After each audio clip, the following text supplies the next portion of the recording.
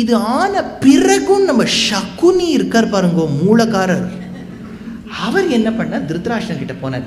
Okay, கிருஷ்ணர் ஆயுதம் எடுக்க மாட்டேன்னுட்டான், ஆனால் இந்த கண்ணனை நம்பவே முடியாது.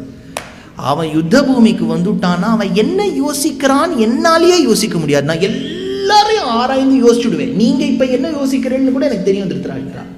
ஆனால் இந்த கிருஷ்ணர் மூளையை மட்டும் என்னால் பர்குலேட்டே பண்ண முடியல. என்ன யோசிப்பான், என்ன பண்ணுவான். அவன் பேச்சு பார்த்தா ரொம்ப சாஃப்டாக ஹம்பிளாக பேசுகிற மாதிரி இருக்கும். சகுனி மாமா நன்னா இருக்கலாம், உங்கள் சுகர் எப்படி இருக்குது, ப்ரெஷர் எப்படி இருக்குன்னு கேட்பான். ஆனால் அவனே சுகருக்கு காரணமாக இருப்பான். இவன் எப்படின்னே நமக்கு தெரியாது, புரிஞ்சிக்கவே முடியல. அதனால் பெஸ்ட் ஆப்ஷன் கொடுக்குறான் நம்ம சகுனி.